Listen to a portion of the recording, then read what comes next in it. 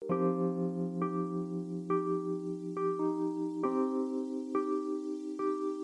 I wanted to cover some interesting subjects tonight. A lot of you guys probably came for the title of the video, which is Trump's Impeachment Inquiry Explained. So what is happening with Donald Trump right now? I did a poll on Twitter to see how many people felt like it was political spin or felt like it was a legitimate impeachment inquiry. So let me just kind of start from the beginning, because a lot of people may not be aware of what's happening. Donald Trump did something that is extremely questionable, widely considered an abuse of power. Like in the past couple of weeks this happened, I believe, and a lot of information's been coming out about it. And so here's the question: is the impeachment inquiry justified? Is the impeachment inquiry political spin, or is it justified? So I figured we'd go through this CNN article that kind of details the whistleblower complaint.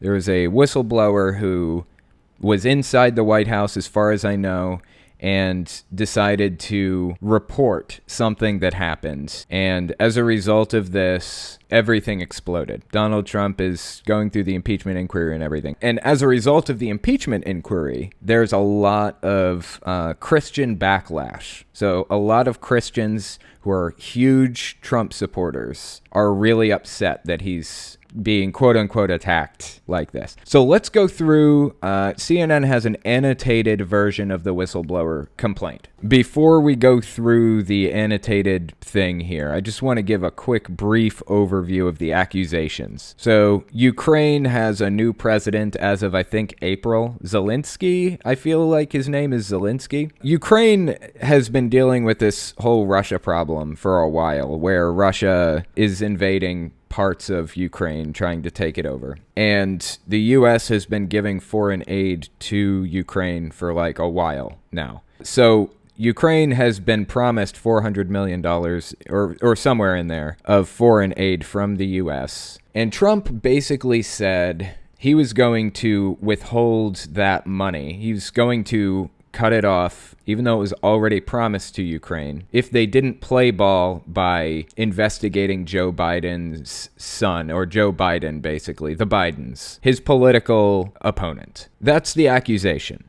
So let's read through this complaint, the annotated complaint, and see what it has to say. I'm reporting an urgent concern in accordance with the procedures outlined in 50 USC 3033 K5A. That's the law number, I guess. This letter is unclassified when separated from the attachment. The whistleblower cites the portion of U.S. law that deals with the Inspector General of the intelligence community and makes clear that any urgent concern, quote unquote, an intelligence community employee wants to report to Congress must first go through the Inspector General. I've received information from multiple U.S. government officials. I have received information is different than witnessing information. The whistleblower appears to be reporting secondhand information. Over the past 4 months, more than half a dozen U.S. officials have informed me of various facts related to this effort. It is routine for U.S. officials with responsibility for a particular regional or functional portfolio to share such information with one another. This is CNN annotated this. It says the whistleblower report was filed August 12th. Trump's call with Zelensky, which is the president of Ukraine, occurred July 25th. But here, the whistleblower seems to be saying U.S. officials have been discussing the effort by Trump, Giuliani, and potentially Barr, which is the Attorney General, since as early as April, the same month Zelensky assumed office. Giuliani, which is Trump's personal lawyer, not a member of the government, is Trump's personal lawyer, but Barr is the top law enforcement officer in the United States. His involvement would be extremely consequential. The whistleblower complaint goes on to say, I was not a direct witness to most of the events described. I'm deeply concerned that the actions described below constitute a serious or flagrant problem, abuse, or violation of law or executive order. I am therefore fulfilling my duty to report this information through proper legal channels. These actions pose risks to U.S. national security and undermine the U.S. government's efforts to deter and counter foreign interference in U.S. elections. To the best of my knowledge, the entirety of this statement is unclassified when separated from the classified enclosure. This is section 1 of the complaint. The 25th of July presidential phone call. It says, the president used the remainder of the call to advance his personal interests. Namely, he sought to pressure the Ukrainian leader to take actions to help the president's 2020 re-election bid. According to the White House officials who had direct knowledge of the call, the president pressured Mr. Zelensky to, inter alia, initiate or continue an investigation into the activities of former Vice President Joe Biden and his son Hunter Biden, assist in purportedly uncovering that allegations of Russian interference in the 2016 U.S. presidential election originated in Ukraine, with a specific request that the Ukrainian leader locate and turn over servers used by the Democratic National Committee, the DNC, and examined by the U.S. cybersecurity firm CrowdStrike, which initially reported that Russian hackers had penetrated the DNC's networks in 2016, and meet or speak with two people the president named explicitly as his personal envoys on these matters, Mr. Giuliani and Attorney General Barr, to whom the president referred multiple times in tandem. The CNN added an annotation here. It says, a White House transcript of the call was released September 25th. The whistleblower apparently did not see the White House transcript of the call, but clearly it was discussed within the U.S. government. The description of the call is generally accurate. It's interesting that the whistleblower notes this is the first publicly acknowledged call since April. The implication is that Trump potentially may have had other unacknowledged calls. The bigger context is this. Trump is preoccupied with Biden and has repeatedly predicted that Biden will win the Democratic primary and be his opponent in November 2020. This is all about damaging a potential opponent, but it's also the American president asking a foreign country to help investigate two American citizens, Biden and his son, Hunter. There's no evidence of wrongdoing by either Biden. I guess that there was an investigation on this already, from my understanding, on the Bidens, and it came to nothing. At this point, it's kind of a conspiracy theory, from my understanding, that the Bidens did some shady thing in Ukraine. So take that for what you will. The whistleblower goes on to say, the president also praised Ukraine's prosecutor general, Mr. Yuri Lutsenko, and suggested that Mr. Zelensky, the president, might want to keep him in his position. And then the annotation says, then Ukrainian Prosecutor General Yuri Lutsenko said in May he was looking to reanimate an investigation of Hunter Biden's former employer, but that apparently never happened. He also said there was no evidence of any crime by Biden. Lutsenko left office in August after the new administration of Zelensky took office. The whistleblower goes on to say, the White House officials who told me this information were deeply disturbed by what had transpired in the phone call. They were retelling the story that they had witnessed the president abuse his office for personal gain. The annotation says,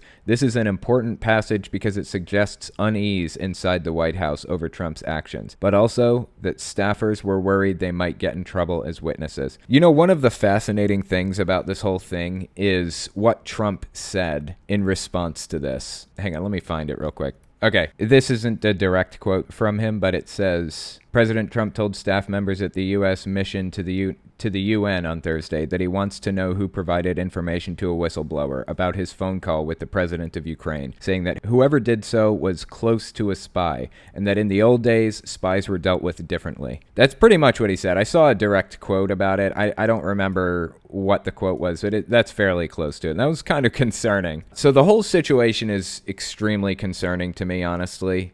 We have facts out, okay? We have documents out that the White House released. Not whistleblower complaints or any of that, not just that. We have transcripts of phone calls. Not exactly transcripts, but they were released by the White House. So this is publicly admitting that these things were said because he released it. And I guess he thought that it was a tame version of what actually happened, but it wasn't tame enough. It was not good. There's debate about whether there was a quid pro quo or not, whether there was a, if you do this, then I'll do that kind of thing. There's debate about whether or not that's the case, but just looking at it, at its face, it looks bad. It looks really bad. This is not political spin.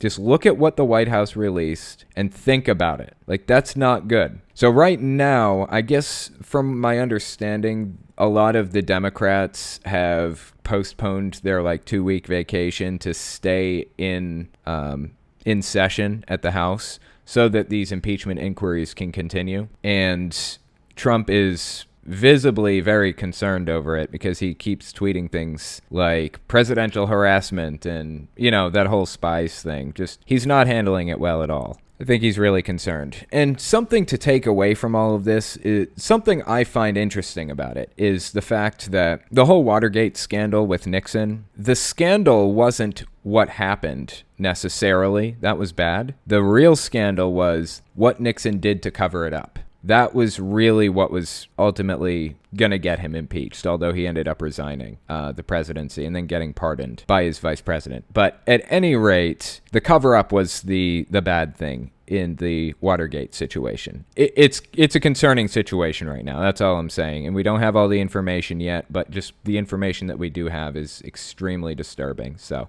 just keep a lookout for that information. But while that's happening, guess who is freaking out about it? This article is from the Friendly Atheist Pathos blog from Hemant Mehta. The title is Pastor Says Nothing Angers Christians More Than an Impeachment Inquiry into Trump. I'm sorry, but an impeachment inquiry is necessary. At least an inquiry. Whether he's guilty or not, we can investigate. Investigation shouldn't be a bad thing. Like, we can check into it, because just what Trump himself has admitted to and released is impeachment inquiry worthy, at the very least. So these Christians getting all up in arms about the inquiry is a little bit ridiculous. Let's give the article a read, see what it has to say. Right-wing pastor Robert Jeffress, a man who acts like Donald Trump can do no wrong, unwittingly told the truth to Fox News' Lou Dobbs last night. During an otherwise unremarkable rant in which Jeffress yelled his way through typical conservative talking points, climate change is a hoax, there's no separation of church and state in the Constitution, the Bible is banned in public schools, etc., he talked about the impeachment inquiry and how the Christians he knew were furious about it. This is a quote from the pastor that was on Fox News, Robert Jeffress.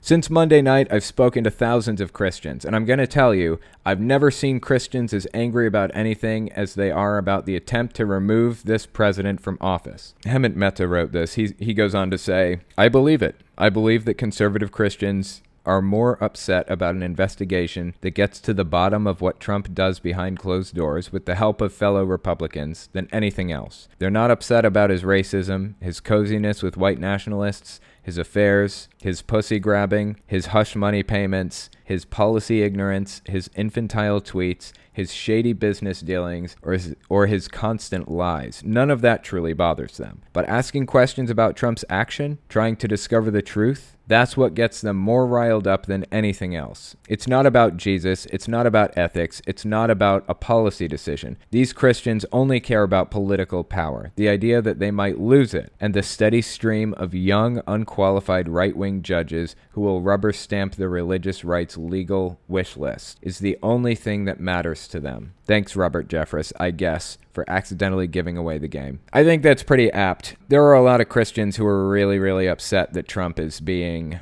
put under investigation, pretty much, an impeachment inquiry at this moment. But they're not upset about the things that he did. There's a lot of stuff going on right now politically. Like, as far as I know, Brett Kavanaugh is dealing with a possible impeachment inquiry too. I'm not super clear on that situation, so I can't really speak to it. But it seems like Republicans appear to be losing ground at the moment in the government, for better or worse. That's kind of what we're dealing with. If you like what I do and you want to make sure I can continue to do it, you can support me in a few ways. First, you can support me on Patreon. That's probably the best way. But if you want to get something back for your support, you can check out my Teespring. I'm trying to make a shirt design for every cult I've covered. I haven't gotten every one, but I'm working on it. So check it out and see if your cult is up there. Second, you can support me by checking out my game shop. I sell controller, cartridge, and game box stands for every system from the original Nintendo and Sega Game Gear to the Xbox One and Nintendo Switch. So give that a look too. And finally, if you want to support me in some way other than monetarily, you can check out my other YouTube channels. I have a retro game channel where I answer questions like, why does Shy Guy have a mask? And why are CRT TVs the best way to play retro games? I also have the podcast where I talk about stuff I don't feel I can say on a monetized channel. And finally, I have my main channel where I talk about cults. I wish I didn't have to worry about dancing around subjects carefully in the first place, but I chose to do this as a full-time job, so unfortunately I rely on YouTube's AdSense and on the support of patrons to continue doing the work I do. Anyways, check me out in all those places if you haven't already. Thanks for listening, guys.